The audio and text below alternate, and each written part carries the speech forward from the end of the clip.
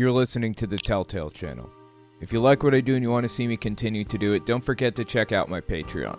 I just finished writing a book titled Was Hitler an Atheist? It talks about religions during the Third Reich and how they work together. Catholics, Jehovah's Witnesses, and Protestants. And I even address the lies told by the evangelical world about Bonhoeffer. It's on Audible and Amazon. You found it hard to grasp recent directional changes or adjustments in scriptural understanding?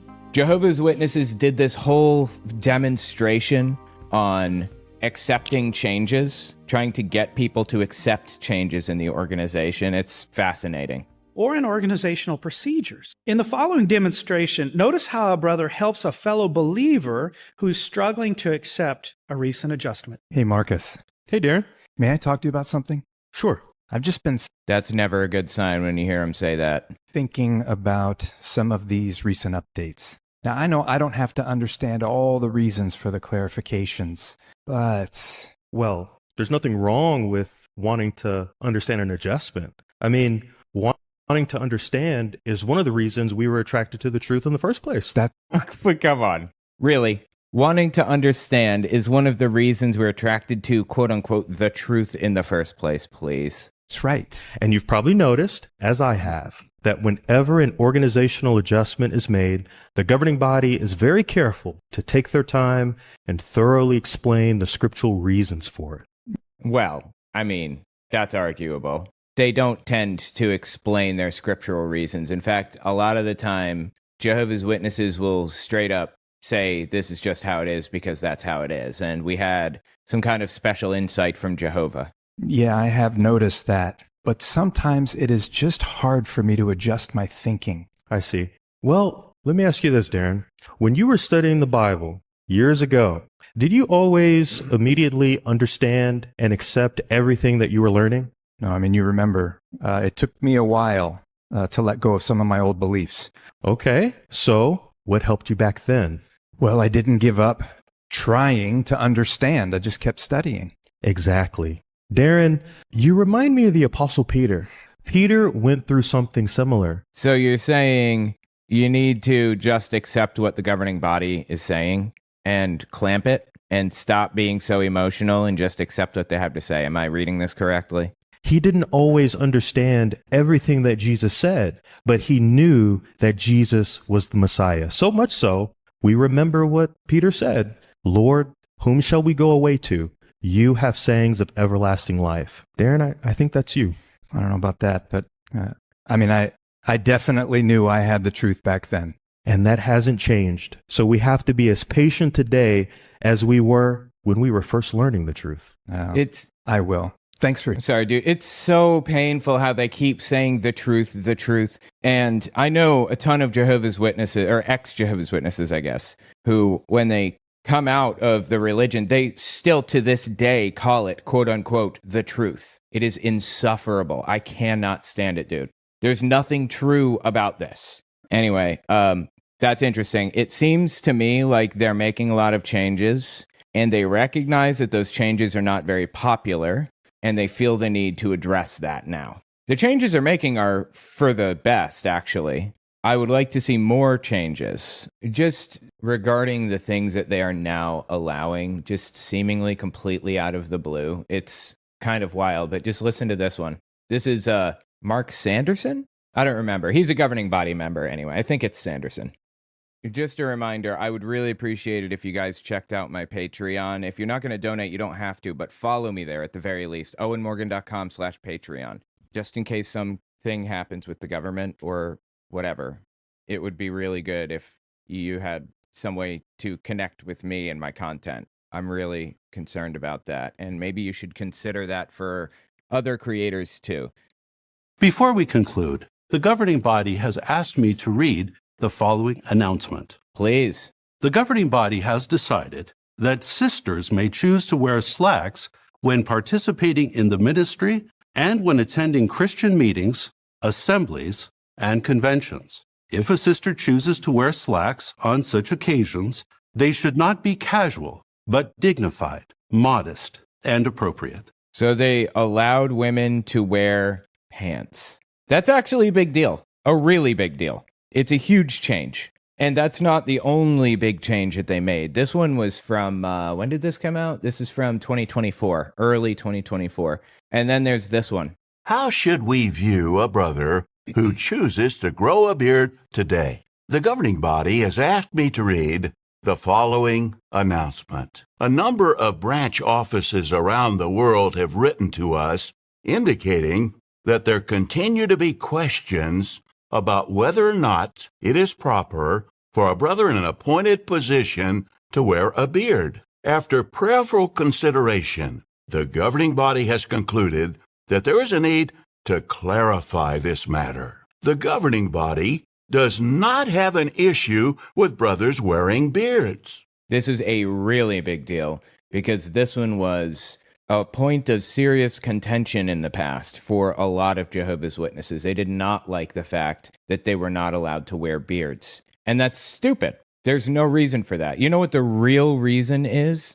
And if you research enough on their website, you'll find this. In fact, it's on their World War II section of their page because that's when it happened, during World War II era in Germany. Charles Taze Russell, the founder, dies 1916, Halloween night. And he had a big bushy beard, famous beard that he wore. And after he died in 1916, Joseph Rutherford does a hostile takeover, fires a bunch of board members, restructures to give himself more power, and bans beards because he didn't want anybody to be reminded of his predecessor, Charles Taze Russell. That's why the beard ban existed all the way back. It was in 1922, I think, or somewhere in that vicinity, when the beard ban actually happened. Now, the reason that they give is because it was associated with dissident political movements in the 70s. It's just complete nonsense. There's not like one grain of truth to any of it, but they're allowing them now. And I think that's fascinating.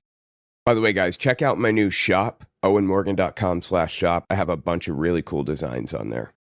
Why not? Because the scriptures do not condemn the wearing of beards. Furthermore, as time has passed, we have noted that in many lands, it is acceptable for men who hold responsible positions in business and government to wear beards. Thus, whether a brother wears a beard is a personal decision. A brother's qualifications to serve as an elder or ministerial servant are based on his spirituality, not on whether he chooses to wear a beard. This direction also applies to special full-time servants at Bethel. And though that was pretty crazy. And it was even crazier when we started seeing people like governing body members wearing beards. That was like mind-blowing. So anyway, point is, it's absolutely fascinating to see all of the changes that they're making, positive changes, and people's reaction to it. Seriously, they had to make a video encouraging people to clamp it and accept the changes. They're not bad changes. Why would this even be a point of contention or argument? Tell me what you think in the comments. We'll be right back. Don't forget to check out my Patreon. Also, take a look at my website, owenmorgan.com. I just finished writing a book titled Was Hitler an Atheist? It talks about religions during the Third Reich and how they work together. Catholics, Jehovah's Witnesses, and Protestants. And I even address the lies told by the evangelical world about Bonhoeffer. It's on Audible and Amazon. Apparently, Nick Fuentes said if he were president on day one, he would send the National Guard everywhere in the major cities and take women's right to vote away. Dude is psychotic. If you don't know him, he's the Nazi wing of the Republican Party. Very influential, very powerful, very big. Has had dinner with Trump. Not a nobody. I want to listen to the clip. Check this out. I don't know who this dude is, who he did this interview with, but he needs to change his hair. It looks like a wig. So I guess the year is 2036. Nick Fuentes is elected president of the United States. What does day one look like in Nick Fuentes America? Oh, day one is going to be ugly. No, but look, I mean, day one. Also, I should have clarified. Would you run for president? Maybe. I don't know. I don't think I could ever win. No. Because I'm too offensive. Yes, absolutely. He is too offensive. But either way, the fact that he didn't say no disturbs the hell out of me. I'm too provocative. But assuming I did, and if I won, I would immediately, here's the role of the president. The president is the chief law enforcement officer of the country. That's really the goal. The executive is to execute the laws that are passed by Congress. And what is happening right now is, of course, the nation's in open rebellion. We have a criminal illegal alien population of maybe 40 million people. We don't even know. No, bullshit. Are you serious with this right now? No. We have a total population of immigrants, like all immigrants, legal, illegal, documented, undocumented. We have a total population of, I think, 80 million at most. I think it's lower than that. And we have an undocumented population of about 20 million, I think. But what downside is there to immigration? Why is that bad? There is no downside to immigration. None. Zero downside unless you're a white supremacist, unless you believe in racial superiority. That's it. Literally, I'm telling you, there is no downside. There's only upside. Immigrants grow our GDP. It helps our economy to have immigrants. So to hear Nick Fuentes or anybody else say that immigrants are like outnumbering U.S. citizens or they're dangerous or whatever other nonsense, it's just white supremacy, and that's it at its core. No, I mean, it could be 20, 30, 40, maybe 50 million illegal aliens here. No, it's about 20 million at most, I think is the consensus. And who cares? So what? Why do we care about this at all? And they all have to be returned. At the minimum, many of them, tens of millions of them have to be returned because they have no legal standing here. Okay, you haven't given me a reason. You've just said they don't have legal standing here. Fine. Okay, give them legal standing.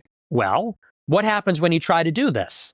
You see what's happening in Broadview here in Illinois. You get riots, you get protests, you get the mayor and the governor resisting. And why do you think that is? Really? Because Trump is sending ICE in with full immunity. He's told him he's going to pardon anybody who does anything wrong as an ICE official. And they are brutalizing people. Obviously, nobody wants them around. Are you serious? Did you notice that ICE didn't start wearing masks and bandanas and covering their faces? They didn't start doing that later. They were doing it right out the gate because they knew they were going to be breaking laws and violating people's rights, and there were going to be repercussions. They knew that was going to happen. So they started with that from the get-go. You got to go in and arrest those people too. The governors. Arrest governors. He's describing setting up an authoritarian dictatorship. And for the record, if you guys remember, he, in his interview with Tucker Carlson, said he loves Stalin. Said he's a big fan of Stalin, famously. It was December 18th. I remember because that's an important date to me. And it's Joseph Stalin's birthday. I'm a fan. You're a fan of Stalin's? Mm-hmm. Always an admirer. I was actually surprised by that. I didn't know he liked Stalin, but it makes sense as an authoritarian. But we don't need to go into that. The other thing I'm really worried about is what's happening at these ICE detention centers. And I see all the ingredients of like a low-boil civil conflict, full-blown civil war. Anyway, the point is that Fuentes is an authoritarian, and he loves authoritarianism like this. What else is happening in Chicago and New York and L.A.? Rampant crime, chaos, murder. There was a story last night. Somebody drove a stolen car through the window of a luxury store and did a grand theft in the store and got away. Like, who are you talking about? First of all, they might have gotten away, like, in the moment, but that's why we have police and FBI and stuff. Like, crime happens. Are you surprised? First time hearing about this? Yes, crime is real. It happens everywhere. That's just part of the deal of living in a society. But second, that's why you find ways to deal with crime. You fight against crime, of course, obviously. Instead, he seems to think that all 20 million undocumented immigrants, nay, all 80 million immigrants, are criminals, all of them. And they are all contributing to this. It's disgusting. And this happens all the time in Chicago.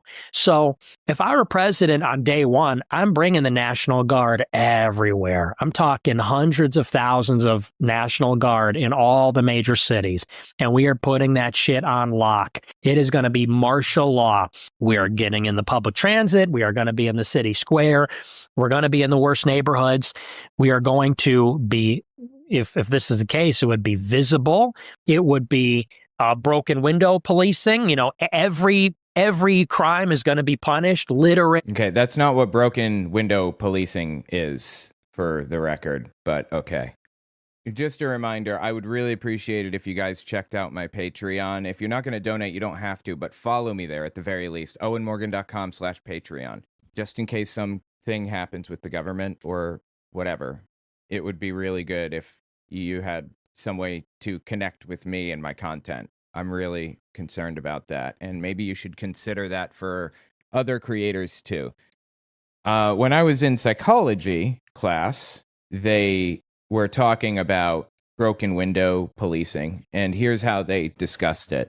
We're going to read the actual synopsis of what it is in a second, but they said, when there are broken windows in a neighborhood, more crime happens because people don't feel comfortable in their neighborhood. They feel like it's run down, and they don't want to kind of live in that environment. They don't want to, what's the word I'm looking for here? They don't have respect for the community when it doesn't feel respectable. So they'll, do more, they'll do graffiti, they'll mess things up. But here's what broken windows policing actually is. Broken windows policing is a law enforcement strategy based on a 1982 criminology theory by James Q. Wilson and George Kelling. The core idea is that visible signs of disorder and minor crimes like broken windows, graffiti, vandalism, public drinking, turnstile jumping, create an environment that encourages more serious crime. The theory suggests that aggressively enforcing laws against minor offenses prevents neighborhoods from deteriorating and deters major crimes. New York City famously implemented this under Mayor Giuliani and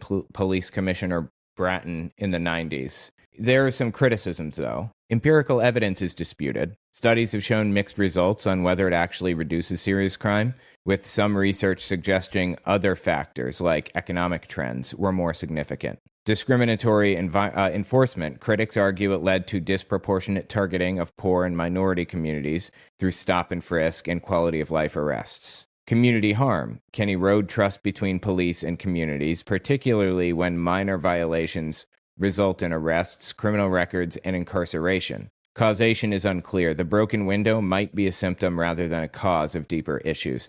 And yeah, that's the answer at the end of the day.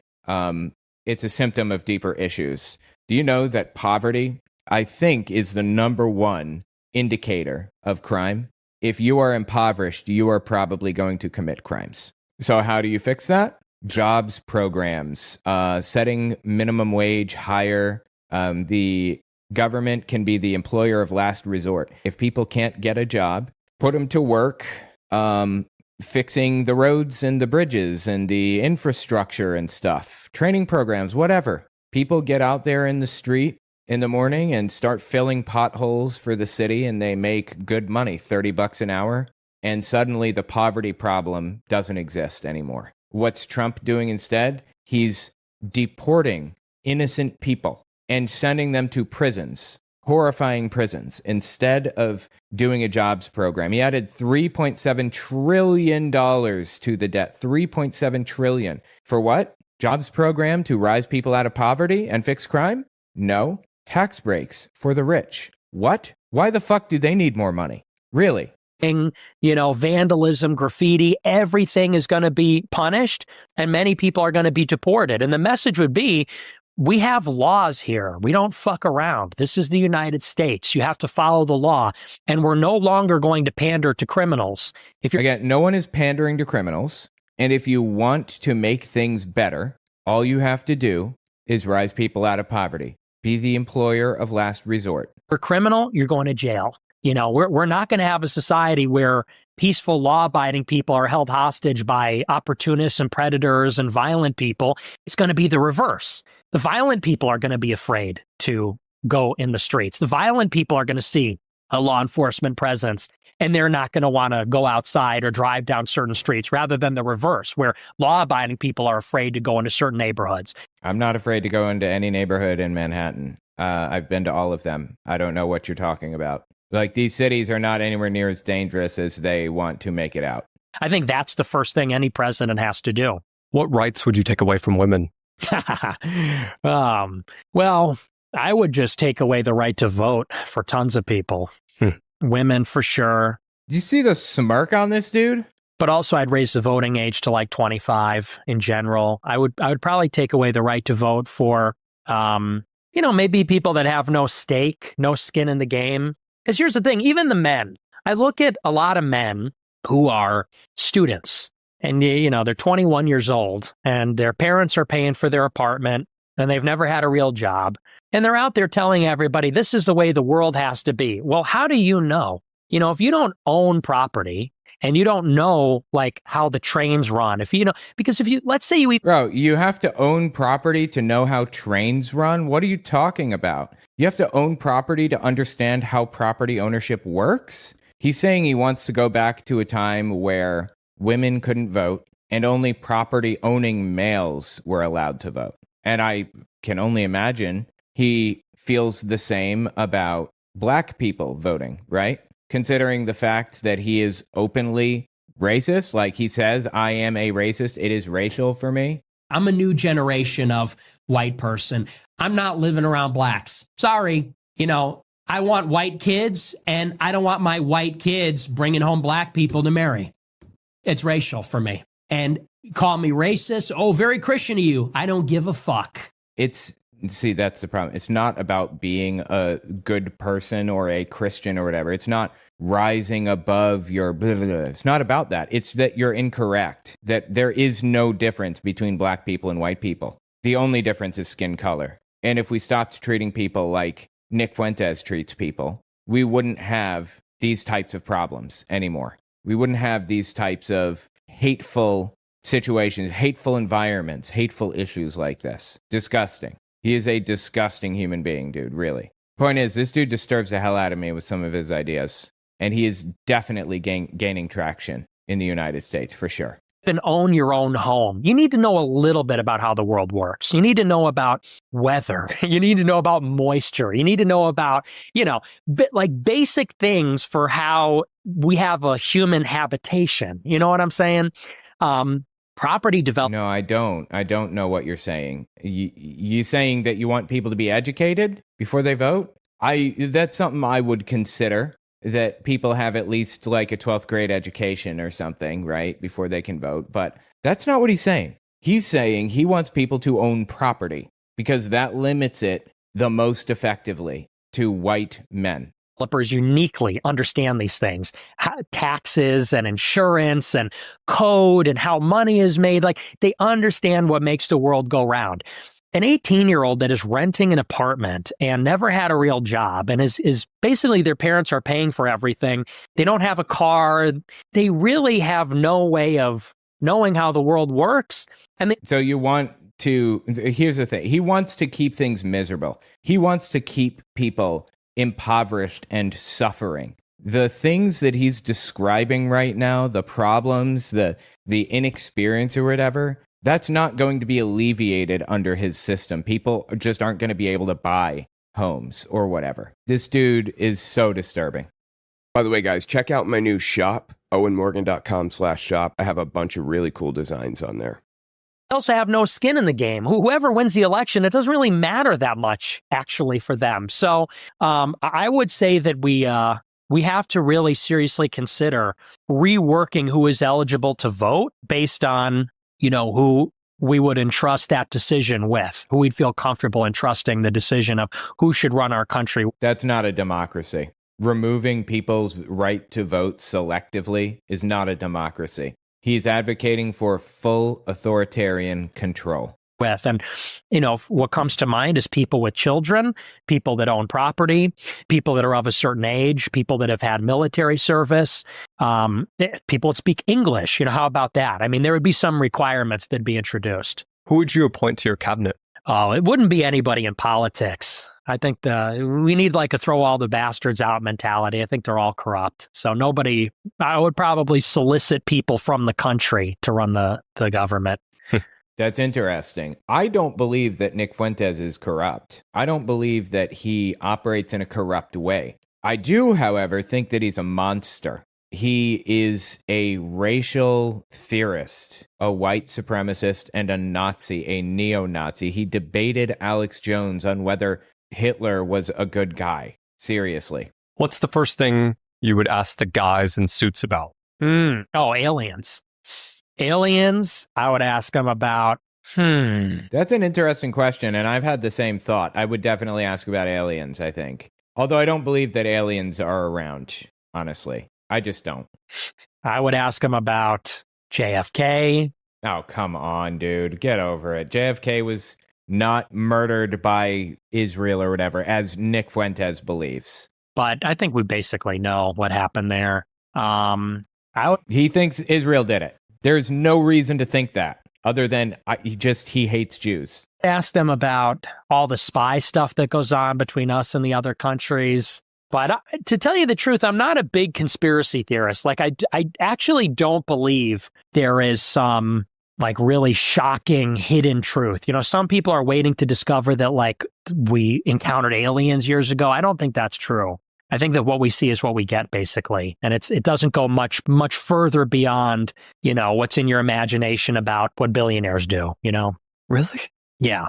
Well, I mean, I'm just thinking of some things that you've said. You've kind of pointed to the fact that like the nation of Israel, Jewish people, etc., like it's kind of like a cabal, and it's like very negative, and it's like about rebuilding the temple. Like there's a lot of stuff here. Is just like, do you not classify that as conspiratorial because there's just evidence for it? Yeah, basically.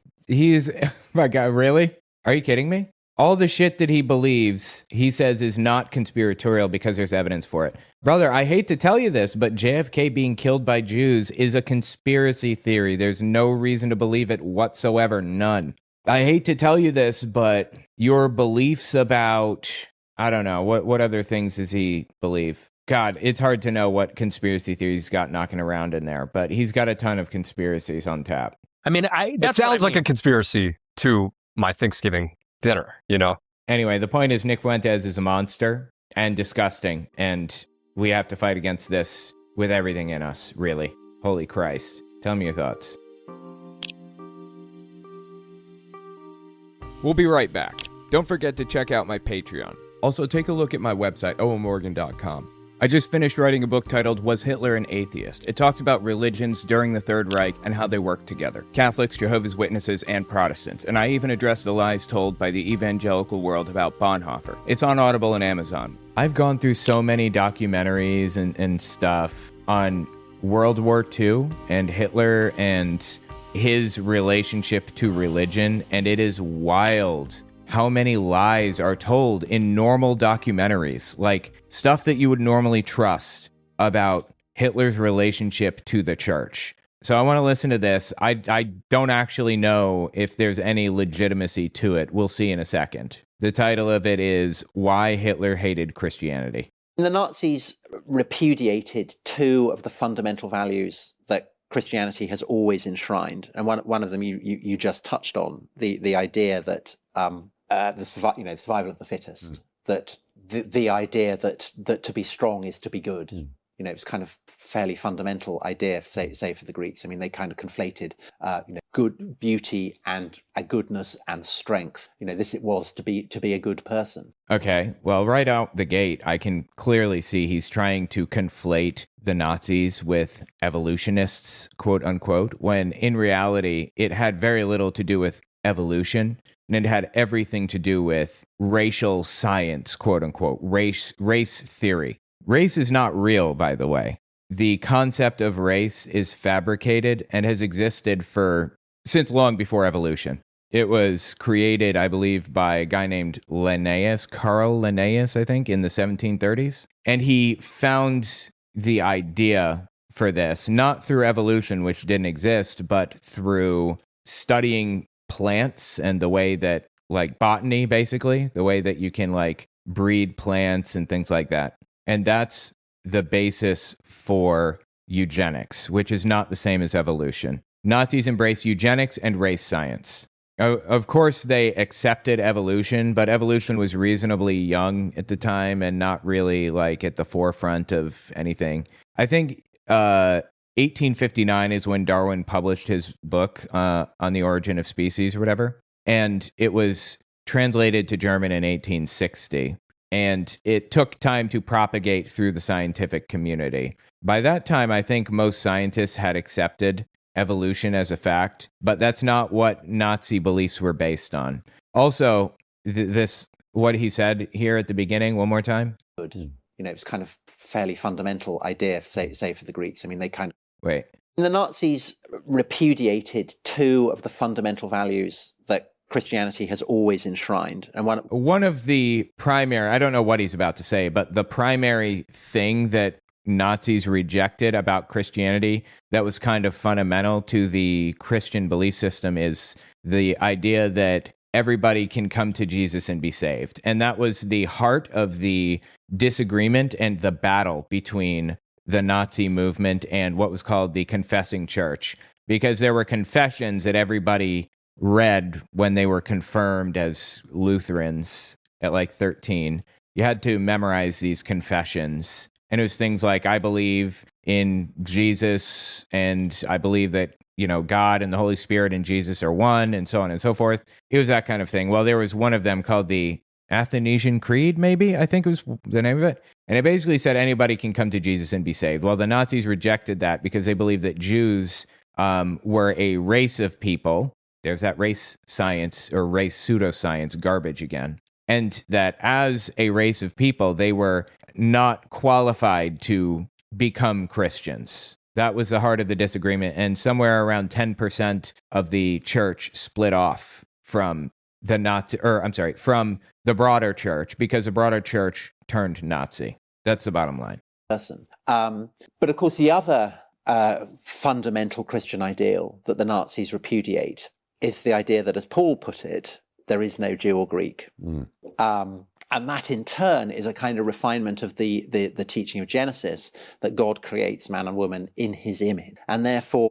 I'm sorry, what? God creates man and woman in his image, and you got to race science isn't real from that, okay? If men and women are created in the image of God, every human being has an inherent dignity. And this is an idea that over the course of the Middle Ages kind of feeds into the idea that human beings have rights, that if, and this is something that that churchmen and lawyers in the 12th century start to extrapolate from. No. Are you telling me you think the church throughout history in the past 2,000 years has been an avatar of human rights? They've been carrying the banner to expand human rights. You cannot be real with this. Please stop. Just a reminder, I would really appreciate it if you guys checked out my Patreon. If you're not going to donate, you don't have to, but follow me there at the very least. owenmorgan.com/Patreon. Just in case something happens with the government or whatever. It would be really good if you had some way to connect with me and my content. I'm really concerned about that. And maybe you should consider that for other creators too. The gospel teachings, if Christ is saying to the wealthy, you have a duty to feed the hungry and to clothe those who have no clothes and to give shelter to those who are homeless, then it follows that the hungry have a right to food, and those without clothes have a right to clothes, and those who don't have a home have a right to a home. And so you start to get the idea that human beings have inherent rights. From the church. You think the church expanded human rights? Please get help. And these are ideas that secularized feed into the American Revolution, into the French Revolution, into United Nations. It's a very, very profound idea that today, for lots of people who believe in human rights, they tend to kind of assume that they are imminent. This really disgusts me when I hear people say things like this, that the secular world has drawn from Christianity to support human rights. That is like a rewriting of history that is egregious. And not just that, it's egregious and disgusting to me to listen to people completely rewrite. I mean, this is a random video that I found on World War II era Christianity. Just the first one that showed up in the search, and it's egregiously wrong. That bothers me so much. But in the long run, when you look at it in the kind of historical perspective, to believe in human rights requires just as much a leap of faith as believing that the Lord Jesus Christ rose on the third day and ascended into heaven. To believe in human rights requires just as much faith as to believe in Jesus? What? I mean, these are theological precepts, theological ideas that have been bred specifically of Christian history. And the genius of the West has been to kind of package them and market them as though somehow they've been, removed from the Christian context that gave them birth. Yeah. This is a joke, dude. And I think that one of the things that we're seeing, seen over the past few decades, really since the 21st century, is that as Western power and influence retreats, so more and more of the world is kind of basically saying, well, these ideas, these ideals are, these are culturally contingent. These are your ideas. They're not our ideas. What? And I think that this is unsettling for people in the West precisely because we have the kind of, the shadow of the Nazis hangs over us, because the Nazis absolutely did think against Paul that Jews and Greeks were completely separate. And we know where that against Paul led. And part of the horror of the Holocaust, the kind of the horror and the most grotesque irony in the history of Christendom is that Hitler saw St. Paul, who said there is no Jew or Greek, as the embodiment of a kind of pernicious a Jewish cosmopolitanism that he saw. Yeah, Hitler hated Paul and all of Paul's writings, and they basically released new versions of the Bible that did not contain any of Paul's writings. He called him a rabbi, and they kept Jesus' writings. In fact, Hitler's favorite Bible verse, funny enough, was the verse where Jesus, in John, he sat outside of the temple braiding a whip and then went inside and whipped the shit out of the Jews and the money changers and everything. He called him the first Aryan and the first anti-Semite. Jesus was, in Hitler's mind. Anyway, by the time they were done, trimming down the Bible to what they wanted it to contain, they had removed, over half of it. A bunch of New Testament books, some of the Old Testament stuff was removed. By the way, guys, check out my new shop, owenmorgan.com/shop. I have a bunch of really cool designs on there.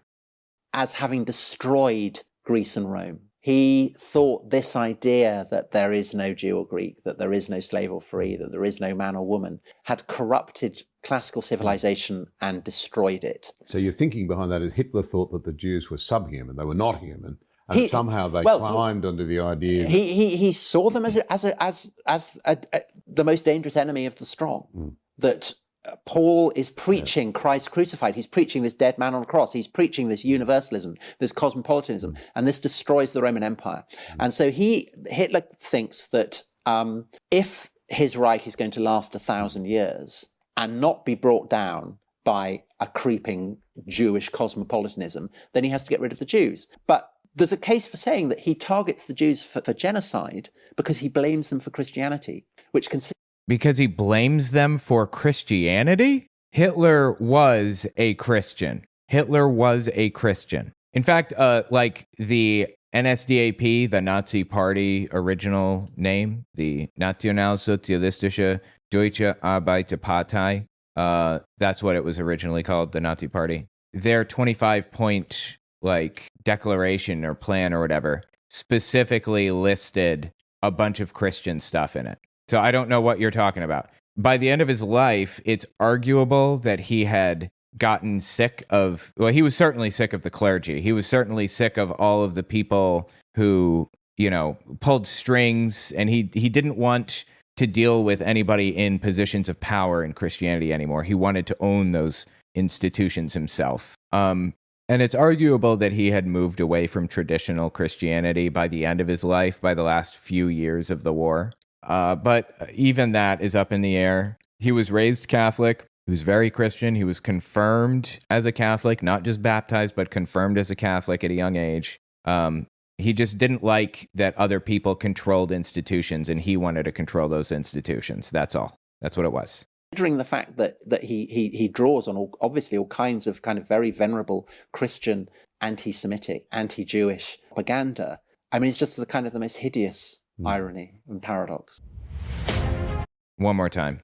Last 1,000 years and not be brought down by a creeping Jewish cosmopolitanism, then he has to get rid of the Jews. But there's a case for saying that he targets the Jews for genocide because he blames them for Christianity. That's complete nonsense. There is not one grain of truth to that. That's complete garbage. which, considering the fact that he draws on obviously all kinds of kind of very venerable Christian, anti-Semitic, anti-Jewish propaganda, I mean, it's just the kind of the most hideous irony and paradox. Yeah, that was just complete nonsense. That whole thing was just nonsense. Who is this guy? John?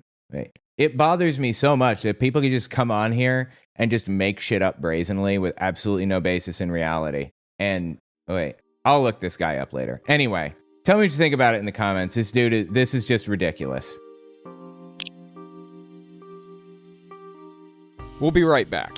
Don't forget to check out my Patreon. Also, take a look at my website, owenmorgan.com. I just finished writing a book titled Was Hitler an Atheist? It talks about religions during the Third Reich and how they work together. Catholics, Jehovah's Witnesses, and Protestants. And I even address the lies told by the evangelical world about Bonhoeffer. It's on Audible and Amazon. So there's this guy named Stephen Meyer. He runs a Discovery Institute, and he's like a Christian nationalist nutcase kind of guy. He went on PragerU to talk about how evolutionism doesn't make any sense and how creationism is the correct way to blah, blah, blah, you know the type. Anyway, let's listen and see what he has to say in this PragerU video, and we'll debunk as we go. In a recent interview, while I was presenting some scientific discoveries that may point to the existence of God, a camera operator, a young woman whom I'll call Maria, began to weep visibly. Later, she told me the reason for her tears.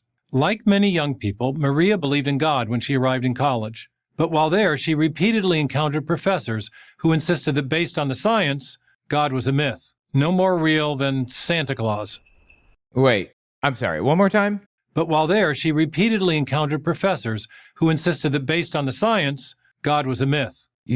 All right, I'm sorry. Let me just try to clarify this. You're saying at a science conference, this girl was super upset because scientists kept saying that God is a myth? Why would scientists be standing up there talking about God at all? I'm sorry, it has nothing to do with God, like biology, science, and all that stuff. I'm having a hard time believing you here. No more real than Santa Claus. Maria didn't feel equipped to challenge her professors. She eventually left college with nagging doubts about her faith. And oh, okay, it wasn't at a science conference. It was at college, specifically. All right.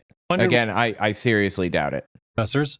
She eventually left college with nagging doubts about her faith and wondered whether life, including her own life, might be nothing more than a cosmic accident. I mean, maybe. Yeah, right? It's possible. I can see that. Who knows? Many young people share Maria's doubts. Indeed, powerful voices in the academy tell us that science makes belief in God and human significance untenable. Like, creationists are desperate to portray themselves as victims and make it seem like scientists are trying to destroy belief in God. That's just not the case. They have simply positioned themselves in opposition to science. That's all. If you didn't want to feel persecuted by science, then accept the fact that evolution is real. Accept the facts of the world around you and stop pushing against science at every turn. Scientific knowledge that we absolutely, beyond a shadow of a doubt, know for a fact. We know for a fact that evolution takes place. That is just what it is. Stop pushing against it if you don't want to feel persecuted. It's a problem that they're creating in their own minds. Or as Richard Dawkins, the famed atheist from Oxford, has asserted, the universe we observe has precisely the properties we should expect if there is at bottom no design, no purpose, nothing but blind, pitiless indifference. Yeah, but is Richard Dawkins famous for being a professor, or is he famous for being an atheist and an intellectual? He's framing this up as though Richard Dawkins is just another professor at another college trying to destroy belief in God. It's nonsense. But are we the product of such indifference? That is purely materialistic processes that did not have us in mind, as another scientific atheist has put it? Does the universe have the properties we should expect if this all there is matter vision of reality is correct? Okay, I don't think that any professors are claiming outright all there is matter. I think there are a lot of professors out there who are more than willing to accept supernatural stuff. In fact, many do accept supernatural stuff. There are a ton of Christian professors, countless. But we don't need something more to understand the world around us. That's the point. Perhaps not. 3 major scientific discoveries contradict the expectations of scientific atheists. Okay. and point instead in a distinctly God-friendly direction. First, the Big Bang. Discoveries in observational astronomy and developments in theoretical physics have revealed that the universe had a beginning. Oh boy, here we go. Notice the use of the word observational astronomy there. That's an Answers in Genesis thing, where they try to draw a line between observational science and historical science. And they claim people can do observational science, or creationists can do observational science just like anybody else, but evolutionists are doing historical science. It's absurd. It's such a fucking joke. Anyway, what they said here, Theoretical physics have revealed that the universe had a beginning. yeah, the Big Bang. Yes, okay. I don't understand what point he's getting to here. This is contrary to the expectation of scientific materialists who long portrayed the universe as eternal and self-existent, and 200 years ago? Therefore in no need of an external creator. There's no need for an external creator anyway in any of this process at all. You know, Stephen Meyer is famously associated with the Discovery Institute, which is like a right-wing, like Christian nationalist, evangelical think tank or whatever, just a nutcase institution. But aside from that, he is anti-evolution. And it seems like the position that he's advocating for here is not anti-evolution, but he's advocating for a system in which God was like the first cause, like 14 billion years ago. Evidence for a beginning has instead confirmed the expectation of theists. Nobel laureate Arno Penzias helped make a key discovery establishing a cosmic beginning. He later observed, "The best data we have are exactly what I would have predicted had I nothing to go on but the first 5 books of Moses and the Bible as a whole." Okay, fine, great. You want to believe in God and also accept the facts of science? That's fine, but that's not why we're here. Stephen Meyer rejects evolution, which is like a fundamental component of every branch of science that we have today. You cannot reject evolution and call yourself a scientific-minded person, or anything other than a science denier. And aside from that, Moses did not write those books. Okay, it details Moses' death in those books. He didn't write them. Moses wasn't even real. And he's not alone. Cosmological evidence has led other prominent scientists, including former MIT physicist Gerald Schroeder and the great Caltech astronomer Alan Sandage, to affirm a transcendent creator beyond space and time as the best explanation for the origin of our finite universe. Oh, so you're telling me that science affirms God and that scientists affirm that God is real now. So you aren't persecuted then, is what you're saying. Just a reminder, I would really appreciate it if you guys checked out my Patreon. If you're not going to donate, you don't have to, but follow me there at the very least. owenmorgan.com/Patreon. Just in case something happens with the government or whatever. It would be really good if you had some way to connect with me and my content. I'm really concerned about that. And maybe you should consider that for other creators too. Second, fine-tuning. We live in what Australian physicist Luke Barnes calls an extremely fortunate universe, where fundamental laws and physical parameters have somehow been fine-tuned with just the right strengths and values to make life possible. Interesting claim. I see your claim and raise you. The Puddle Analogy by Douglas Adams, I believe, guy that wrote Hitchhiker's Guide to the Universe. It goes like this. Imagine a puddle waking up one morning and thinking, this is an interesting world I find myself in, an interesting hole I find myself in. Fits me rather neatly, doesn't it? In fact, it fits me staggeringly well. Must have been made to have me in it. We find ourselves in an environment that's perfect for maintaining life because life exists here. We couldn't live in a world where life couldn't exist because life couldn't exist there. It makes sense that we find ourselves here. What would be proof of God is if we lived in bodies that required oxygen, but our atmosphere was not made up of oxygen. In fact, there was no oxygen in the atmosphere, yet we continued to survive despite the fact that there's no oxygen here.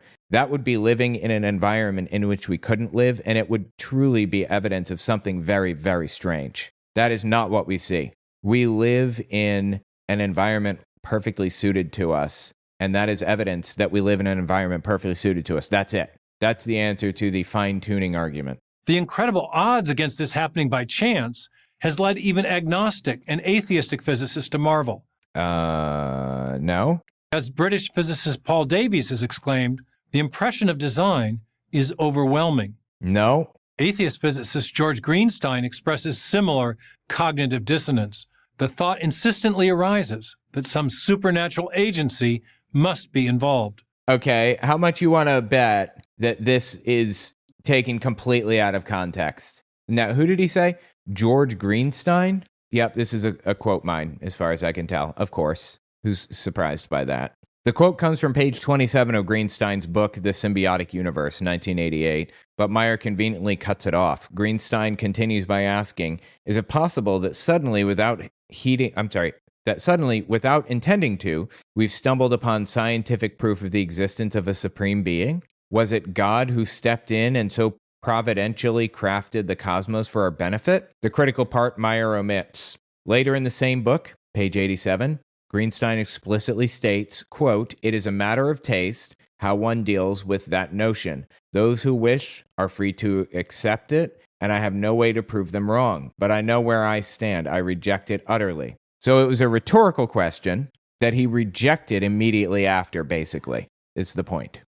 Third, the complexity of life. Molecular biology has revealed the presence in living cells of an exquisite world of informational nanotechnology. Digital code in DNA and RNA. DNA and RNA are not codes. I know that's how it's portrayed or how it's presented for the sake of analogy to try to help people understand or whatever, but that is not what DNA is. I just want to make that clear because people take the analogy too far into a runaway analogy, which completely breaks down. Digital code in DNA and RNA, tiny, intricately constructed molecular machines, a complex information storage, transmission, and processing system that resembles but vastly exceeds our most advanced digital high technology. Not what anyone would expect to see as the result of blind, materialistic processes.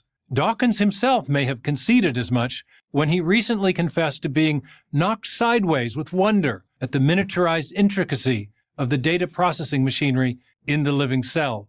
So what should... I'm sorry, so you think that Richard Dawkins admits that he thinks that there is a God? Is what you're trying to tell me? Are you serious with this? By the way, guys, check out my new shop, owenmorgan.com/shop. I have a bunch of really cool designs on there. What do we make of all this? For their part, scientific atheists have constructed ever more convoluted and fanciful theories. They posit alien designers to... No, look, we don't have to have any hypotheses about this. You have an absurd hypothesis that you must prove. So instead of just trying to prove your hypothesis, you shoot down everyone else's understanding of the world around them.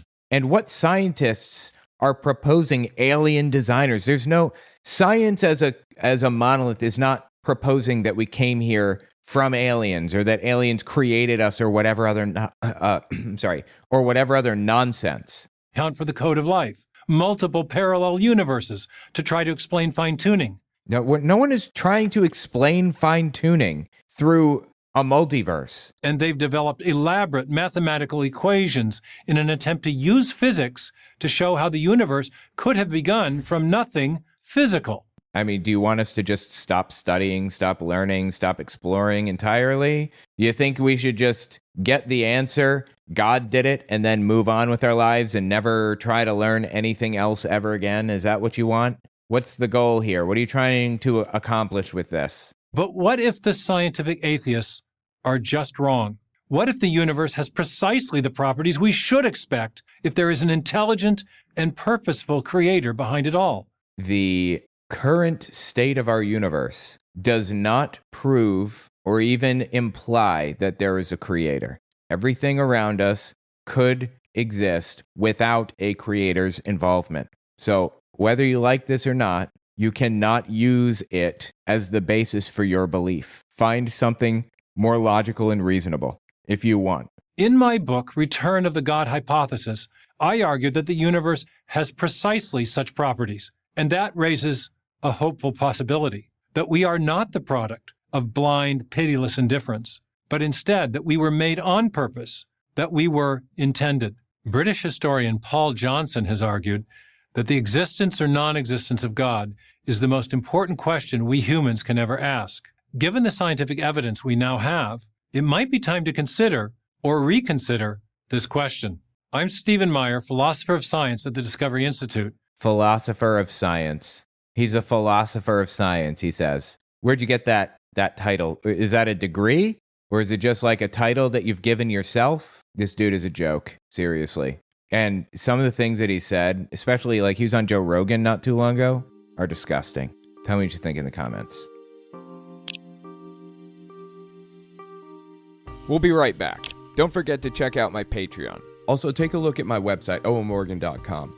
I just finished writing a book titled Was Hitler an Atheist? It talks about religions during the Third Reich and how they work together. Catholics, Jehovah's Witnesses, and Protestants. And I even address the lies told by the evangelical world about Bonhoeffer. It's on Audible and Amazon. Every time you use this towel, it's like a chamois, it's like a towel, it's like a sponge. A regular towel doesn't work wet. This works wet or dry. This is for the house, the car, the boat, the RV. ShamWow holds 20 times its weight in liquid. Look at this. It just does the work. Why do you want to work twice as hard? Doesn't trip. Do you guys remember the ShamWow commercials from back in the day? Apparently the ShamWow guy is running for office. Seriously. And he's the cringiest human being on planet Earth. Listen to this is one of the commercials that he ran or whatever when he's running for office. He's wearing an outfit that says Woke Busters. Something creepy, looking at you creepy. We're gonna call Busters. Transmission light comes on, does check for a dawn. We're gonna call Busters. So he's talking about trans people he's talking about inspecting for twig and berries on trans people. What is wrong with this human being? Why is he like this? Really, can he not just leave people alone and let them live their own lives and mind his own business? I don't understand. Why are these people so obsessed with looking at the twig and berries of other people and pushing themselves into everybody's lives around them? Can they not just like leave people alone? I prefer to go woke.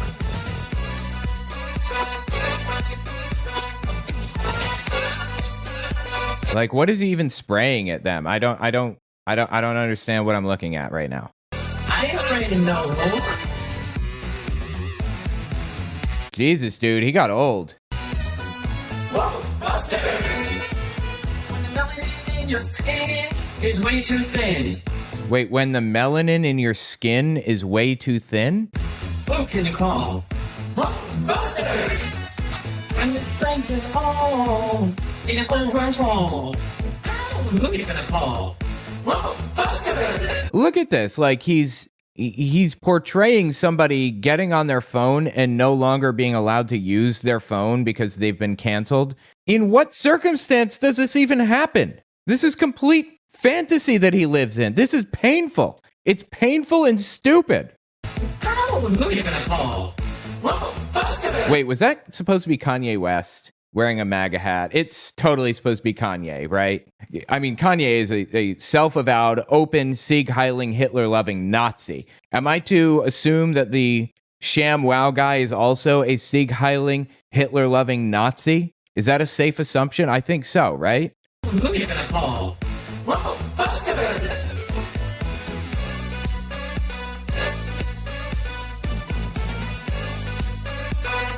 I ain't afraid of no woke.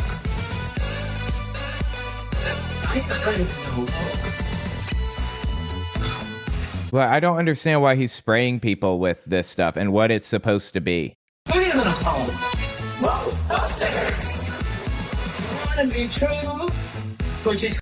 Oh, okay. Well, that's the end, apparently. Jesus Christ, that was painful. Anyway, this is the ShamWow commercial, if you're unfamiliar, and his face was all over the place, especially after, what was his name? Billy Mays. Yes, Billy Mays. After Billy Mays died of that, didn't he die of like, what did he die of? Was it like a cocaine overdose or something like that? He got super ultra giga famous off of OxyClean. then he did a bunch of oxys or something like that. Anyway, yeah, this is the ShamWow guy who gained prominence in the infomercial field after Billy Mays died. God rest his soul. Vince, with ShamWow, you'll be saying wow every time you use this towel. It's like a chamois, it's like a towel, it's like a sponge. A regular towel doesn't work wet. This works wet or dry. This is for the house, the car, the boat, the RV. ShamWow holds 20 times its weight in liquid. Look at this. It just does the work. Why do you want to work twice as hard? Doesn't drip, doesn't make a mess. You wring it out, you wash it in the washing machine. Made in Germany. You know the Germans always make good stuff. You can cut it in half. Wow.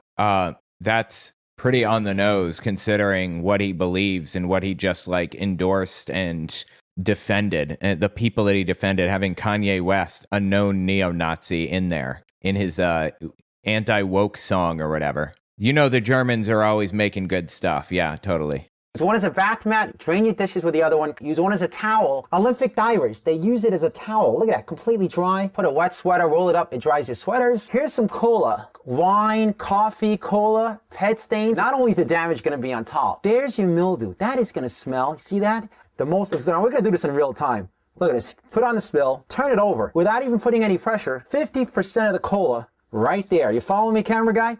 The other 50%, the color starts to come up. No other towel is going to do that. It acts like a vacuum. And look at this, virtually dry on the bottom. Okay, I'm curious. Is there legitimacy to this ShamWow towel? It was a super absorbent towel cloth made from a blend of rayon and polypropylene that was heavily marketed through infomercials in the late 2000s, primarily by pitchman Vince Offer. That's who this is. It apparently is a bit of a mixed bag, whether it was absorbent, like actually absorbent, more absorbent than regular towels. It could hold several times its weight in liquid, for what that's worth. And it was a bit more absorbent than towels. It was reusable, machine washable. It worked decently for cleaning up spills and drying things. But they did exaggerate. Their dramatic demonstrations, like wringing out a full cola bottle's worth of liquid, were staged under ideal conditions. Claims about lasting 10 years were optimistic. Like most clothes, they degraded with use. The holds 20 times its weight in liquid claim was technically possible, but not always practical in real-world use. So it was more absorbent than towels, but it wasn't like, not like they're portraying here, is the bottom line. Just a reminder, I would really appreciate it if you guys checked out my Patreon. If you're not going to donate, you don't have to, but follow me there at the very least. owenmorgan.com/Patreon. Just in case something happens with the government or whatever. It would be really good if you had some way to connect with me and my content. I'm really concerned about that. And maybe you should consider that for other creators too. The bottom. See what I'm telling you? ShamWow, you'll be saying wow every time. I can't live without it. I just love it. Oh my gosh, I don't even buy paper towels anymore. If you're gonna wash your cars or any kind of vehicle, you'd be out of your mind not to own one of these. All I can say is ShamWow. God, it's so cringy, dude. I spend $20 every month on paper towels anyway. You're throwing your money away. The mini ShamWows are for everything, for everyday use. This lasts 10 years. This lasts a week. Did you wait? Okay, hang on. One more time. The mini ShamWows are for everything, for everyday use. This lasts 10 years. Dude, don't you love how that was very clearly like edited in speech? Like he did not originally say this lasts 10 years. He said something else and conveniently covered his mouth when he said it. This lasts 10 years. This lasts a week. I don't know. It sells itself. The ShamWow sells for I wonder what he said originally. $19.95, but you get one for the house, one for the car, two for the kitchen and bathroom. But if you call now, within the next 20 minutes, because we can't do this all day, we'll give you a second set absolutely free. So that's 8 ShamWows for $19.95. Comes with a 10-year warranty. Here's how to order. Anyway, so stupid, dude. So stupid. Yeah, ShamWow guy. So let's talk about him. Now we know what kind of person he is, obviously, right? Based on the fact that he did that anti-woke commercial or whatever. Let's just kind of scan through the Reddit posts, see what the people said. Nice ad. Let's take a look at what he searches for on private browsing. The guy gets arrested for drugs and punching a hooker, runs for Congress to fight libs and wokeness. Yeah, that tracks. He what? I'm sorry, I missed this one. What's his name? Vince Offer arrested for punching a hooker, quote unquote. Oh, slap chop too. I forgot he did the slap chop. Slapchop Pitchman was arrested in February 2009 for physical altercation with an alleged prostitute, but prosecutors later declined to file formal charges. Okay. Dude, this guy's life. What is this? The ShamWow guy cleans up his act, quote unquote. This is 2013 on NBC News. The ShamWow guy, Vince Offer, has returned after a sex scandal to clean up his act with a new product, the Invincible, because his name is Vince. Get it? It isn't just a 6-in-1 kitchen cleaner, though. It's a comeback. 4 years after getting into a slugfest with an alleged prostitute, an incident that spawned a cringeworthy mugshot and headlines like ShamWow guy beats up cannibal hooker. What? Oh my God, this is insane. I'm sorry, wait a minute. Let's just do a little more investigation. Oh, shoot. It was on Gawker. Okay, that makes sense. Gawker was kind of trash. The infomercial pitchman, who became famous as an irreverent version of Billy Mays, is launching a new product that's supposed to scrub persistent stains. Offer says the black mark on his name after the hooker incident had a silver lining. Bro, this is insane. It probably saved my life, he said.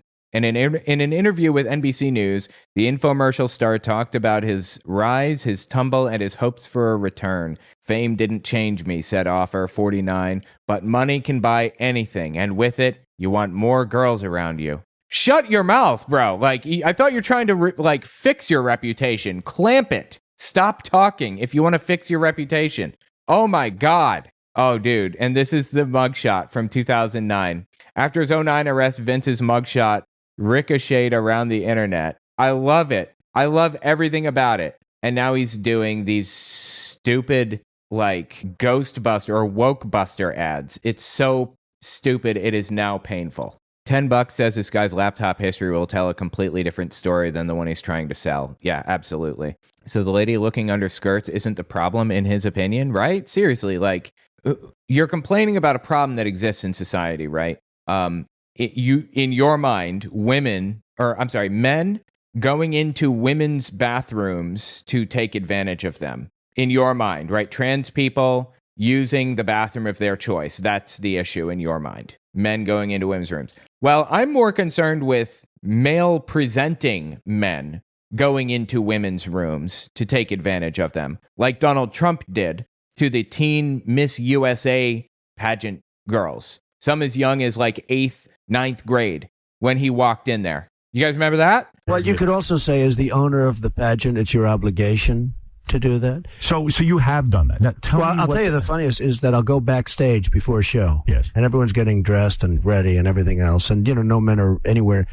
And I'm allowed to go in because I'm the owner of the pageant, and therefore I'm inspecting it. I'm inspecting. I want to make sure that everything is good. You're there. Yeah, the dress. Is everyone okay? They're standing there with no clothes. Is everybody okay? And you see these incredible-looking women. And so I sort of get away with it.